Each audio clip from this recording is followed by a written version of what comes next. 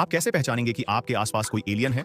Perfect पैर, पतली उंगलियां, सफेद दांत, नाजुक कान और घने बाल। अगर ये सब सही निकले तो वो सेलिब्रिटी नहीं, वह एलियन है।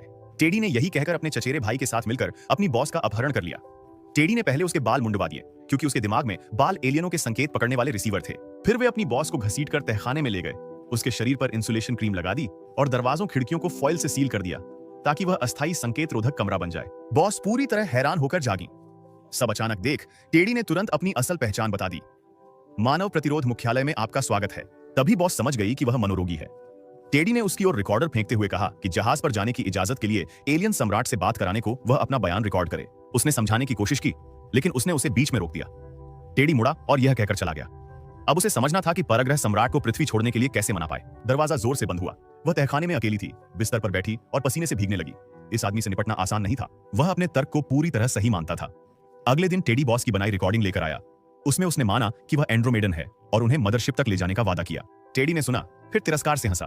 कोई एलियन उसके सामने इंसानी भाषा में कबूलनामा नहीं करेगा। वह उसका मजाक कर रही थी। उसने एक कुर्सी उठाकर उसकी ओर फेंकी। समझ गया कि उसे बहस बेकार है। बॉस ने पूछा, वह सच में क्या चाहता है? पैसे। लेकिन टेडी ने कहा कि पैसे उनके काम के नहीं। एलियनों से बचने को उसने और उसके चचेरे भाई ने पहले ही रासायनिक बधियाकरण करा लिया था। उसे लगा बॉस उन्हें फुसला सकती है, इसलिए उसने पहले ही सावधानी कर ली थी। बॉस चुप हो गई, समझ गई कि बचने का एक ही रास्ता है, उसके साथ चलना। उन्होंने विग पहनी और टेडी को वापस ऑफिस ले गई। फिर उन्होंने कैलकुलेटर निकाला, कहा कि यह एलियनों का संचार यंत्र है और पास की अलमारी की ओर इशारा करके बोली कि वही टेलीपोर्टेशन पॉइंट है। टेडी ने कपड़े ढीले किए तो उसके शरीर पर बंधी विस्फोटक पट्टी दिखी।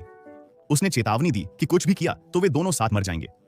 फिर वह भंडारण कक्ष में चला गया। दरवाजा बंद होते ही विस्फोट हुआ। एक गोल चीज उछलकर बाहर आई, हवा में घूमी और बॉस बेहोश हो गई। जब उन्होंने फिर आंखें खोली तो वे पहले से एम्बुलेंस में थीं। उन्होंने चिकित्सा कर्मियों की परवाह नहीं की, नंगे पांव बाहर कूद पड़ी और लड़खड़ाते हुए अपने कार्यालय लौट गईं। उन्होंने कैलकुलेटर उठाया और फिर से कपड़े बदलने वाले कमरे में गईं। एक पल में ही वे खून लाल तरल के तालाब से उठ खड़ी हुईं। यह उसका असली मातृयान था। बॉस सच में एंड्रोमेडन सम्राट थीं। जब उसके अधीनस्थों ने पूछा कि वह कई दिनों से कहां थीं, तो उसने कहा कि उसके बाल झड़ गए थे। बाल नहीं तो संकेत नहीं, बस इतना। फिर वह जहाज के बीच रखे पृथ्वी के मॉडल तक गई और उसकी सुरक्षा परत तोड़ दी। उसी पल पृथ्वी पर सारा जीवन हमेशा के मौन में डूब गया।